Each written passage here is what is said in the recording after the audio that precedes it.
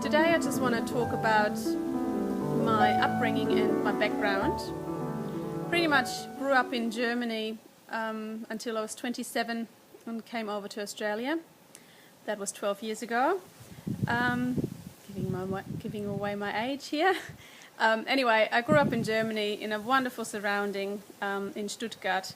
My dad had a nursery, grew flowers.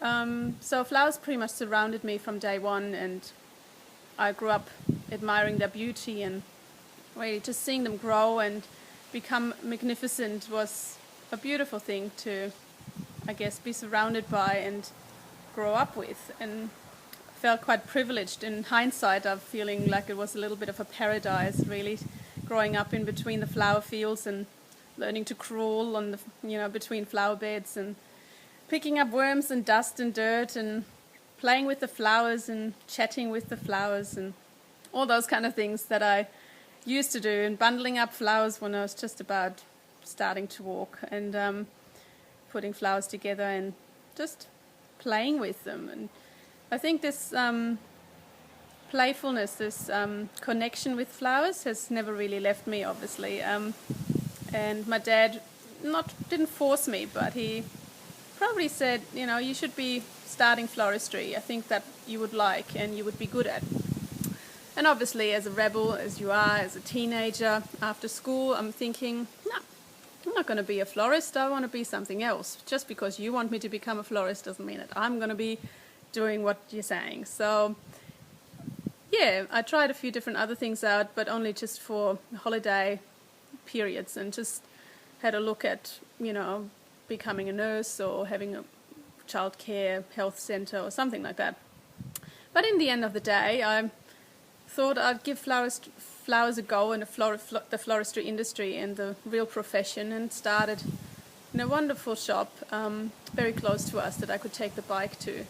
And it was wonderful. It was pretty much what I wanted. I wasn't really keen on schooling or anything like that, and I left school after year 10.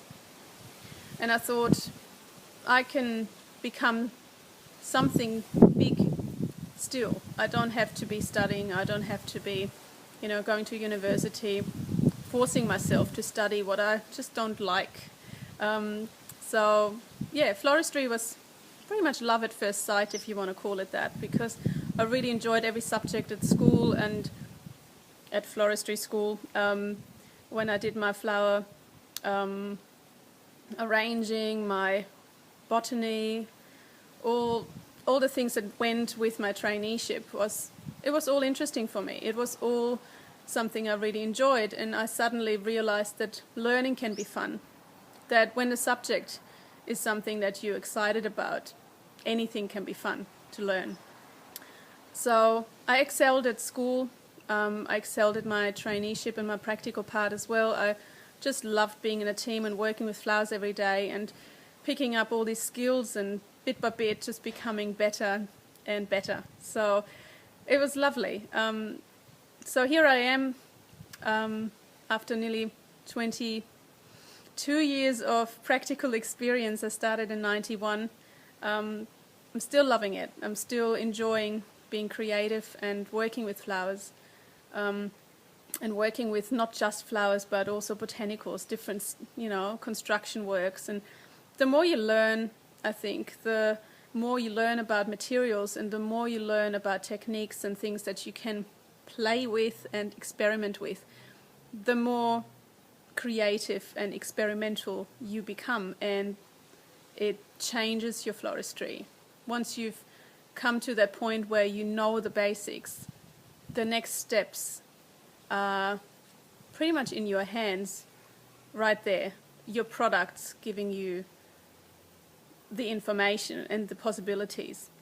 And I always believe in looking at things from a different angle, looking at your products and having a look at how can you potentially work with this product differently to everyone else. What can you do to change your design to make it more creative and more intriguing?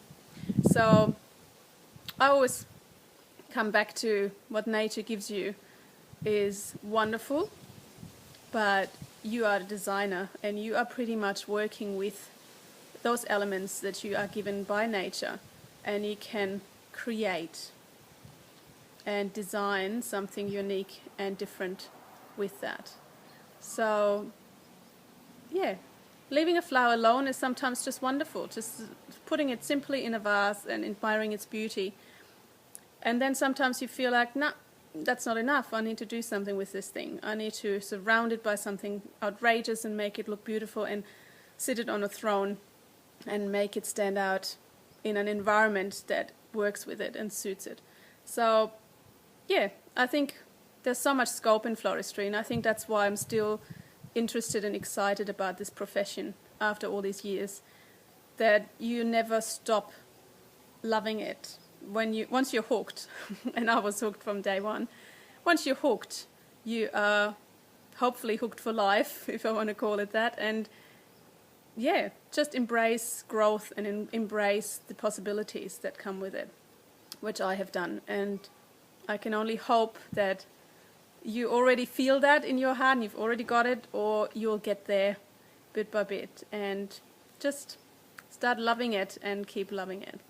So this is it from me today, and yeah, keep creating, and I'll talk to you soon.